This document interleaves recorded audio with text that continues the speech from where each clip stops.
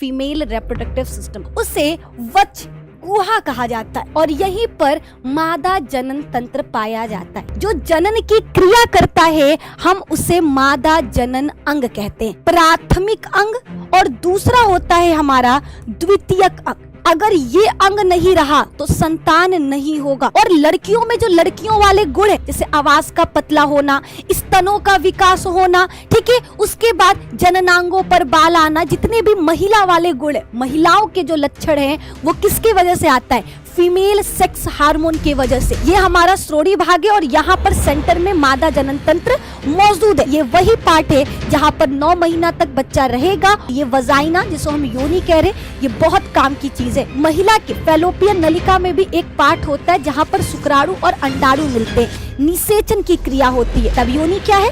योनि यह लगभग 8 सेंटीमीटर लंबी नलिका रूपी पेशीय संरचना होती है। तो बाह्य जननांग को अगर बाहर से देखा जाए तो यहाँ पर तो बाल की जैसा संरचना पाया जाता है।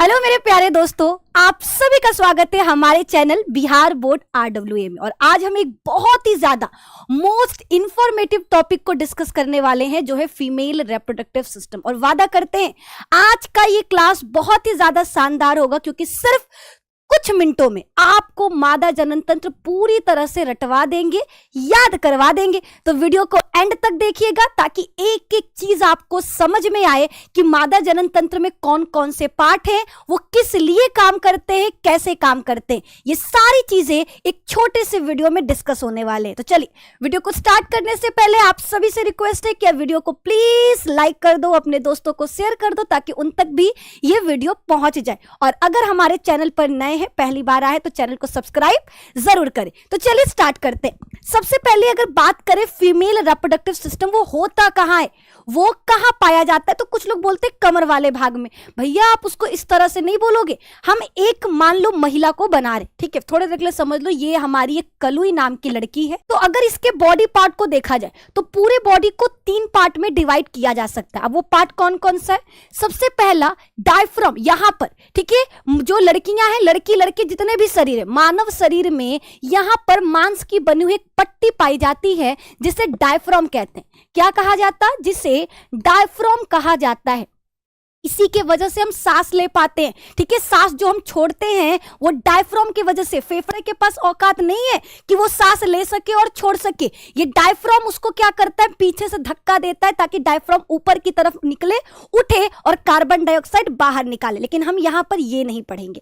हम आपको बता दें, ठीक है, एक मनुष्य के शरीर में भी, महिला को देख रहे तो मादा के शरीर में यहाँ पर मांस की बनी हुई एक पट्टी है जिसे डायफ्राम कहते हैं। इस डायफ्राम के ऊपर वाला भाग जहां पर फेफड़ा पाया जाता है, उस हिस्से को वक्ष गुहा कहा जाता है। याद रखना, उस हिस्से को क्या कहते हैं मेरे दोस्त? उसे वक्ष गुहा कहा जाता है।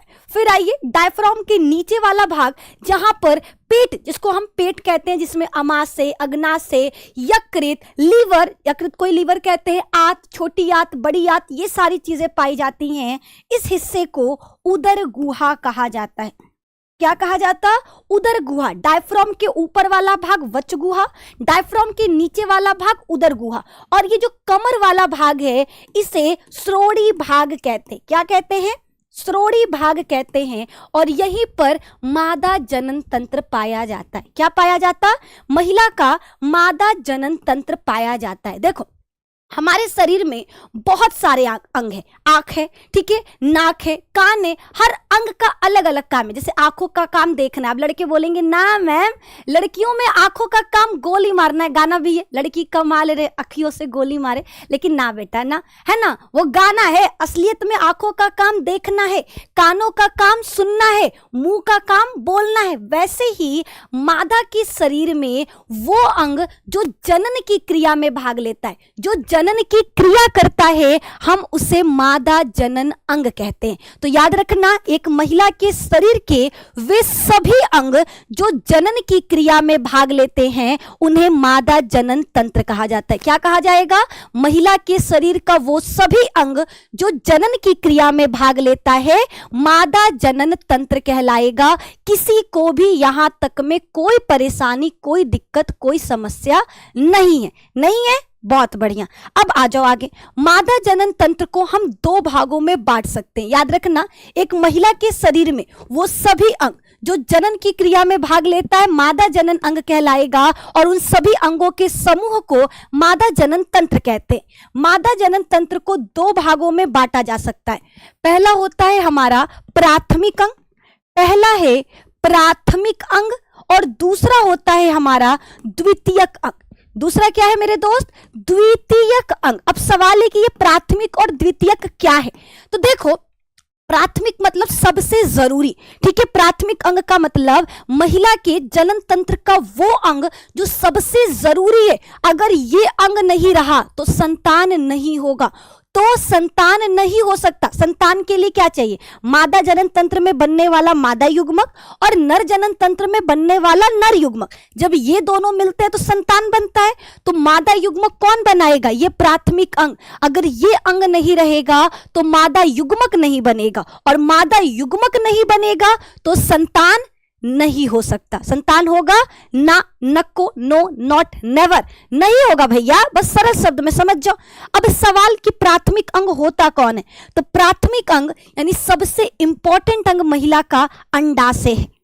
क्या है? अंडाशय, जो 2 से 4 सेंटीमीटर लंबा होता है, अखरोट के समान दिखाई देता है। इसकी संख्या 2 होती है, और इसका काम क्या है? ये 2 महत्वपूर्ण काम करती है। पहला, मादा युग्मक, जिसको हम क्या कहते हैं? मादा युग्मक को क्या कहा जाता? अंडाणु। मादा युग्मक जिसे हम अंडाणु कहते हैं, ये इसका निर्माण करता है। और लड़कियों में जो लड़कियों वाले गुण है, जैसे आवाज का पतला होना, स्तनों का विकास होना, ठीक है, उसके बाद जननांगों पर बाल आना, जितने भी महिला वाले गुण है, महिलाओं के जो लक्षण हैं, वो किसकी वजह से आता है? फीमेल सेक्स हार्मोन की वजह से। अगर ये हार्मोन नहीं रहा तो वो महिला क्या करेगी? उसके अंदर महिलाओं वाले लक्षण नहीं आएंगे। तो ये हार्मोन बहुत जरूरी है, और ये हार्मोन कहां से निकलता है? अंडाशय से, ठीक है। तो इस हार्मोन की वजह से ही फीमेल सेक्स हार्मोन स्त्रावित होता है। ये बात समझ में आ गया। मादा जनन तंत्र, इसको 2 पार्ट में डिवाइड कर सकते हैं, प्राथमिक अंग और द्वितीयक अंग। प्राथमिक अंग वो अंग जो जनन के लिए बहुत जरूरी है, जिनके बिना जनन की क्रिया नहीं होगी, यानी अपने समान संतान उत्पन्न नहीं होंगे, और वो अंडाशय है। द्वितीयक अंग में वो सभी अंग आएंगे, यानी महिला के मादा के जनन तंत्र का वो सब अंग जो जनन की क्रिया के लिए जरूरी नहीं है, लेकिन जनन की क्रिया में मदद करता है। ये क्या करता है? जनन की क्रिया को कराने में अपना योगदान देता है, उसे द्वितीयक अंग कहते हैं। इसे हम कुछ पार्ट्स में डिवाइड कर सकते हैं। क्या क्या है? पहला होता है सहायक नलिका, यानी कुछ नलिकाएं हैं जो मदद करती हैं जनन की क्रिया में। फिर है सहायक अंग, कुछ अंग है जो मदद करता है। उसके बाद है हमारा सहायक ग्रंथियां, ठीक है, कुछ ग्रंथियां निकलती हैं जो मदद करेगा। और एक है आपका बाह्य जननेंद्रिया, यानी बाहर से देखने पर मादा जनन तंत्र में जो अंग दिखाई देते हैं उन्हें बाह्य जननेंद्रियां कहते हैं। ये इतना क्लियर है। अब एक एक करके हम एक एक के बारे में पढ़ेंगे। सबसे पहले बात करेंगे अंडाशय की, ठीक है। सबसे पहले बात करेंगे अंडाशय की, लेकिन उससे पहले आपको फीमेल रिप्रोडक्टिव सिस्टम समझ में आना चाहिए कि मादा जनन तंत्र कहां पाया जाता है? श्रोणि भाग में, यानी कमर के निचले भाग में, ठीक है। ये हमारा श्रोणि भाग है, और यहां पर सेंटर में मादा जनन तंत्र मौजूद है। अगर अंदर से मादा जनन तंत्र को देखा जाए तो वो कुछ इस प्रकार की दिखाई देगी। ये अंदर से है, ठीक है, जिसमें क्या होगा? जिसमें 2 अंडाशय, ये 2 अंडाशय है। ये अंडाशय क्या है? 2 संख्या में 2 होगा, और इसी से अंडाणु बनता। अब सवाल, मैम दोनों अंडाशय अंडाणु बनाते हैं? हाँ जी, दोनों अंडाशय से अंडाणु बनेगा, लेकिन बारी बारी, यानी अगर एक महीना ये बना रहा है तो नेक्स्ट मंथ ये बनाएगा। अब सवाल, ये टिके कैसे? अगर हम किसी ग्रेविटेशनल क्या बोलता है? अगर आप लोग फिजिक्स थोड़ा सा भी पढ़े हो, कोई भी चीज को हम ऐसे छोड़ेंगे तो वो कहां जाएगा? नीचे की तरफ। ये कैसे लटका हुआ है? इसको भी तो नीचे गिर जाना चाहिए। ये लटका हुआ कैसे? ये जुड़ा है, मीसोवेरियम नामक एक परत, बोल सकते लिगामेंट, इसके द्वारा ये किससे? गर्भाशय से जुड़ा होता है, दोनों तरफ से। जैसे मान लो फॉर एग्जाम्पल ये मेरे पास कप है, ये ग्लास है, ठीक है, इसको पकड़ रहे, तो हम किसके द्वारा पकड़े? अपने उंगलियों के द्वारा क्या किए? इसको पकड़ रहे, इसको छोड़ दे, हम अपने उंगलियों को हटा दे तो ये तुरंत क्या होगा? गिर जाएगा। सेम उसी तरह से महिला के शरीर में जो अंडाशय है उसको दोनों तरफ से पकड़ा गया है, ठीक है, गर्भाशय मीसोवेरियम लिगामेंट के द्वारा पकड़ा है, और हमारा जो ये फैलोपियन नलिका है इसमें उंगली नुमा संरचना होता है जो अंडाशय को पकड़ता है, यानी अंडा बीच में है, एक तरफ से गर्भाशय वो पकड़ा हुआ है और एक तरफ से फैलोपियन नलिका पकड़ी हुई है, तभी वो क्या है? श्रोणि भाग में चिपका हुआ है, बीच में स्थित है। चलो यहां तक तो मैम समझ में आ गया। अब इस पूरे मादा जनन तंत्र में पार्ट्स को समझो। ये हमारा अंडाशय हो गया।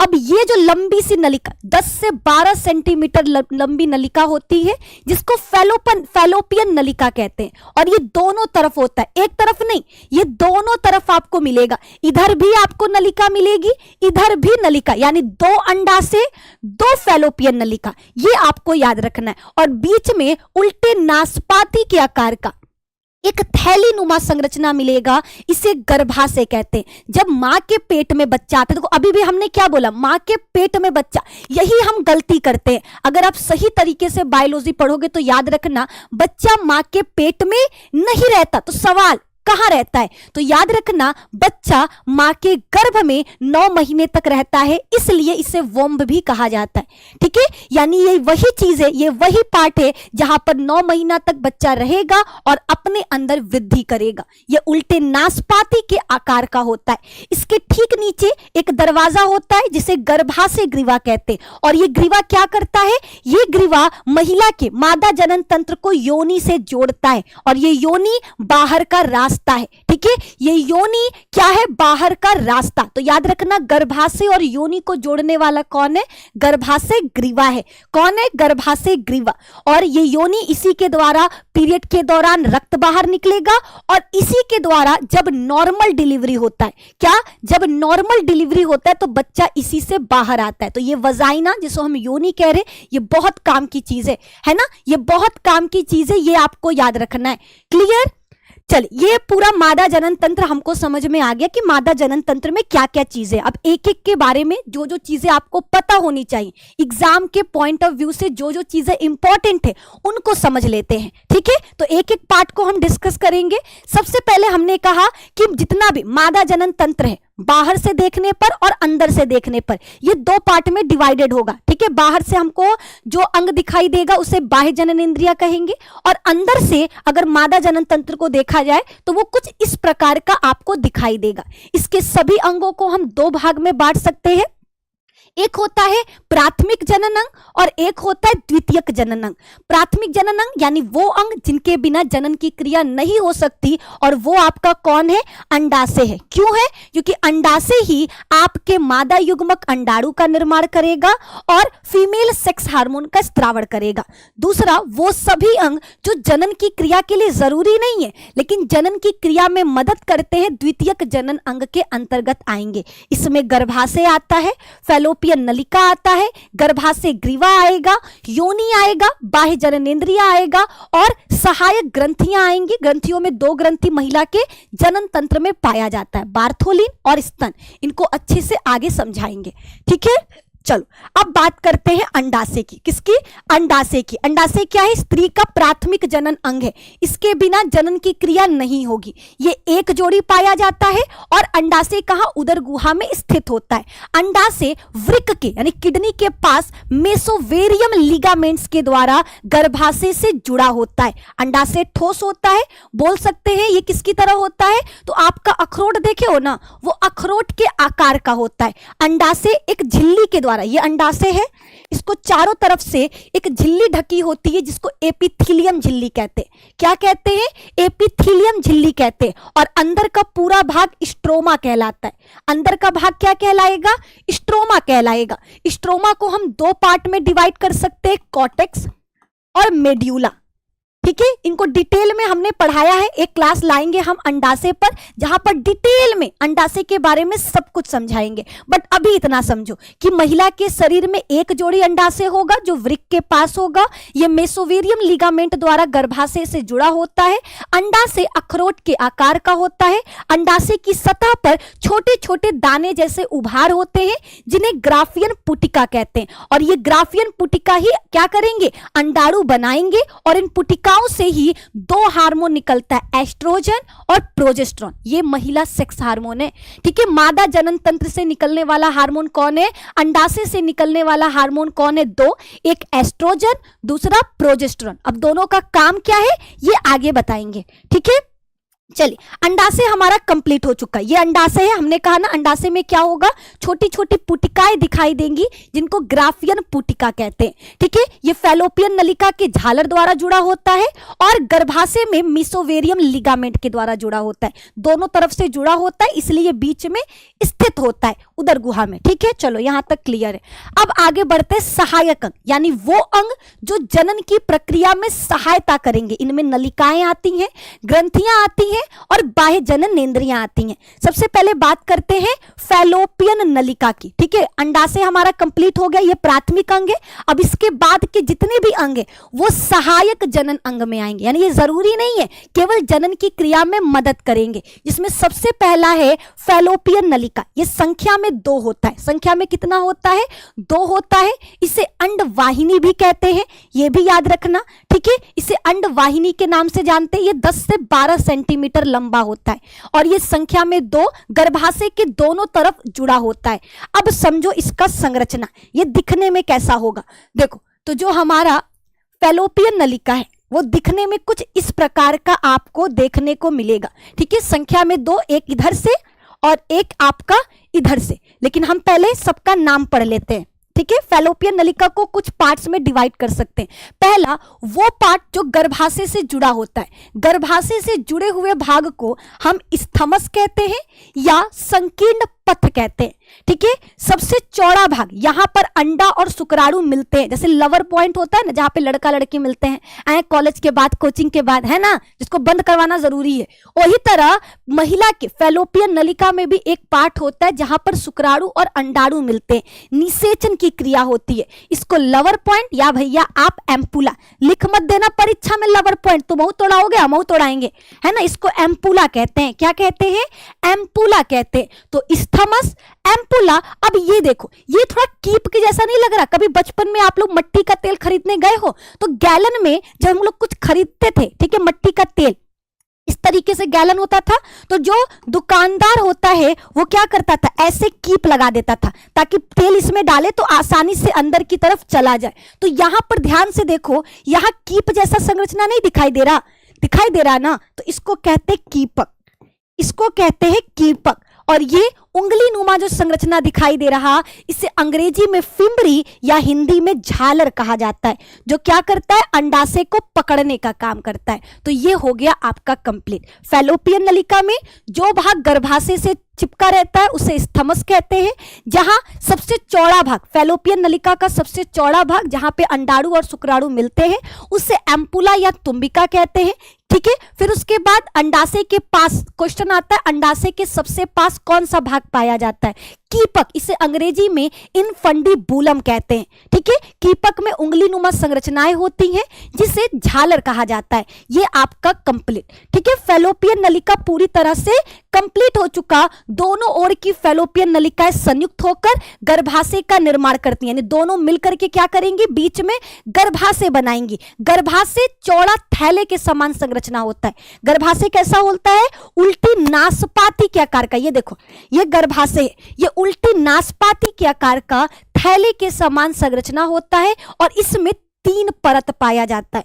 गर्भाशय में याद रखना 3 महत्वपूर्ण परत पाया जाता है, जिसकी वजह से बच्चा क्या है, मां के पेट में 9 महीने तक रहता है। ये बहुत छोटा होता है, लेकिन प्रेगनेंसी के टाइम पर ये बहुत बड़ा हो जाता है, तभी तो बच्चा 9 महीने तक रह पाता है। आप देखो ना, प्रेग्नेंट महिला का जो गर्भाशय होता है वो पेट नहीं बढ़ता है, पेट जहां था वहीं पर है। ठीक है, अगर पेट में गड़बड़ होगा तो छोटा आंत, बड़ा आंत, अग्नाशय, अमाशय कहां जाएगा, वो पेट का पेट जैसे था नॉर्मल आदमियों में वैसे ही औरतों में है, ठीक है। पेट के नीचे जो थैली पाया जाता है उसे गर्भाशय कहते हैं, उसके आकार में वृद्धि होता है। सवाल, मैम वो इतना से इतना कैसे हो जाता है? तो देखो, गर्भाशय में 3 परत पाया जाता है।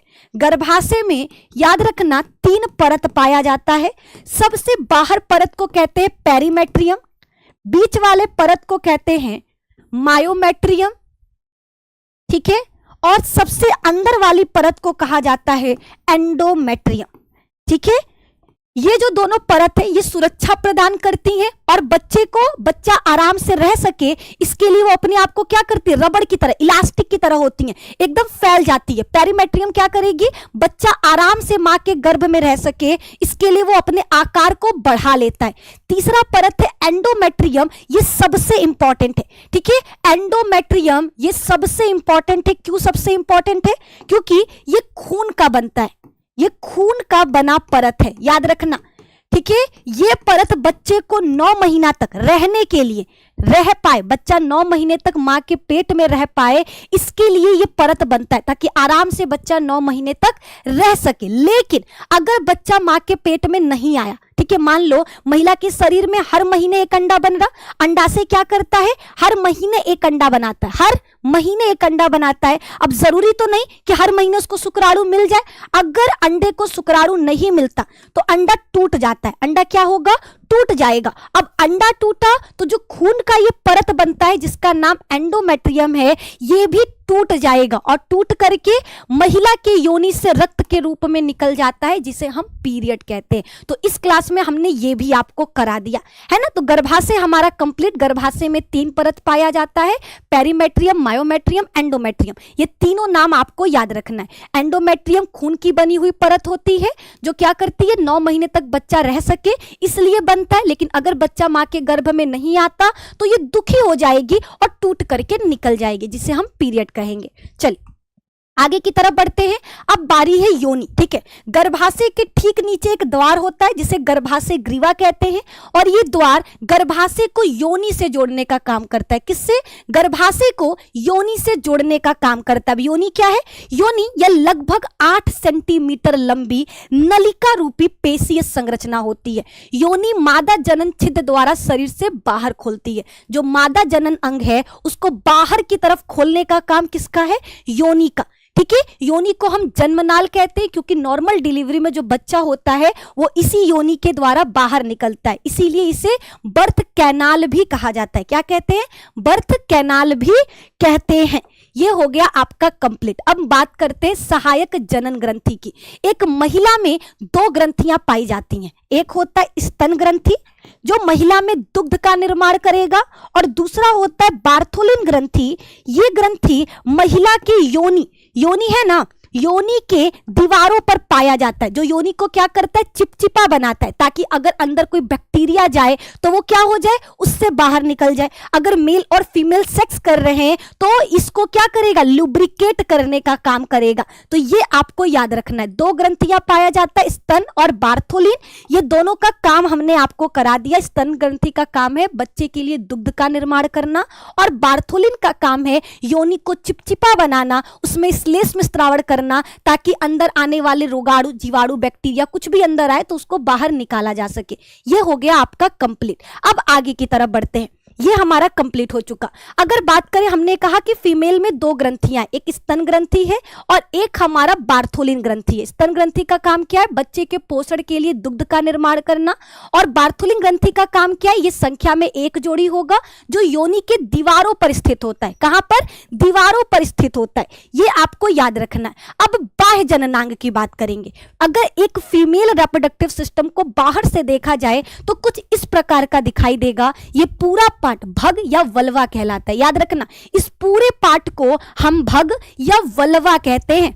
अब इसके बारे में, इसमें क्या क्या चीजें आती हैं उनको जानना बहुत जरूरी है। तो बाह्य जननांग को अगर बाहर से देखा जाए तो यहाँ बाल की जैसा संरचना पाया जाता है जिसको हम क्या कहेंगे? रोम कहेंगे, ठीक है, यहाँ पर, ठीक है। ये आपको याद रखना है। उसके बाद इसमें दो क्या होते हैं? परत, मोटी मोटी परत पाई जाती है। सबसे बाहरी परत को हम कहते हैं दीर्घ भगोष्ठ, ठीक है, उसके ठीक नीचे एक और पतली सी परत पाई जाती है जिसे लघु भगोष्ठ कहते हैं, लघु भगोष्ठ कहते हैं। ठीक है, ये जघन रोम है, आप इसको जघन रोम कह सकते हो। ये यहाँ वाला भाग क्या होता है, थोड़ा सा मोटा गूदेदार होता है, इसीलिए उसको जघन सेल भी कहते हैं। और वहां पे बाल जैसी संरचना होगी जिसे जघन रोम कहेंगे। यहाँ पर उंगली नुमा संरचना पाया जाता है जिसे क्लाइटोरिस कहते हैं। ये बिल्कुल मेल के शिश्न के समान, मेल में जैसे शिश्न होता है ना, लंबा बेलनाकार संरचना, ठीक है, जो क्या करता है, जो बहुत ही ज्यादा सेंसिटिव होता है, सेम वैसे ही महिलाओं में क्लाइटोरिस है, ये बिल्कुल सेंसिटिव है, मेल के शिश्न के समान। क्वेश्चन आता है कि शिश्न के समजात अंग कौन है, तो याद रखना हमारा क्लाइटोरिस है, ये आपको याद रखना है। अब आगे की तरफ बात करेंगे। यहां पर एक छिद्र होता है जिसे हम कहते हैं क्या, इस छिद्र को कहा जाता है मूत्र छिद्र, जहां से महिला मूत्र त्याग करेगी। और यहां पर जो छिद्र होता है इसे ही योनि कहते हैं। और यही क्या है, वो रास्ता जिसके द्वारा मादा जनन तंत्र बाहर की तरफ खुलता है। इसी से पीरियड के दौरान ब्लड बाहर आता है, इसी से प्रेगनेंसी के टाइम, नॉर्मल डिलीवरी के दौरान बच्चा बाहर आता है। तो ये पूरा का पूरा पार्ट क्या है मेरे दोस्त, ये आपका भग यानी वल्वा है, यानी बाहर से देखने पर मादा जनन तंत्र कुछ इस प्रकार का दिखाई देगा जिसमें ये पार्ट पाए जाएंगे। एक चीज याद रखना, योनि पर एक पतला सा कागज के समान, ठीक है, योनि पर पतला कागज के समान एक परत होता है जिसे हम हाइमन कहते हैं। जिसे क्या कहा जाता है, हाइमन, या फिर हिंदी में योनि छद कहते हैं, योनि छद कहते हैं। ये बहुत ही ज्यादा पतला होता है, कागज के समान होता है। तो ये जो लोगों का एक कहते परसेप्शन होता है कि ये तब टूटता है जब महिला पहली बार सेक्स करती है, संभोग करती है। तो आपको बता दें ये बहुत ही पतला है। अगर एक महिला कुछ ज्यादा ही फिजिकल वर्क कर रही है, साइकिल चला रही है, एक्सरसाइजेस कर रही है, तो ये इजिली टूट सकता है। तो ये बिल्कुल अपने मन में मत रखना कि ये तभी टूटेगा जब फीमेल पहली बार सेक्स करेगी, तो ये गलत है। तो ये पूरा हमने मादा जनन तंत्र का पूरा जितना भी चीज जो आपको एग्जाम में लिखना होगा वो सारी चीजें कंप्लीटली समझा दी है। अगर अभी भी कोई डाउट रहता है तो आप क्या कर सकते हो, कमेंट बॉक्स में हमसे पूछ सकते हो। आज की क्लास में हमने मादा जनन तंत्र को बहुत ही डिटेल में एक एक चीज को समझाया है ना। तो अगर आपको वीडियो पसंद आया तो वीडियो को प्लीज लाइक करना, लाइक जरूर करो अगर क्लासेस अच्छा लगा। अगर आपको मादा जनन तंत्र पूरा एकदम बेहतरीन तरीके से समझ में आ गया है तो, और अपने दोस्तों को भी शेयर करना ताकि उन्हें भी मादा जनन तंत्र एकदम डीप में डिटेल में समझ में आ जाए। ठीक है, चलो मिलते हैं नेक्स्ट वीडियो में, जहां पर इसी तरह से बायोलॉजी का कोई इंफॉर्मेटिव इंटरेस्टिंग टॉपिक लेकर आएंगे जिसे हम बहुत ही हंसी मजाक मस्ती के साथ डिस्कस करेंगे। तो बहुत बहुत धन्यवाद।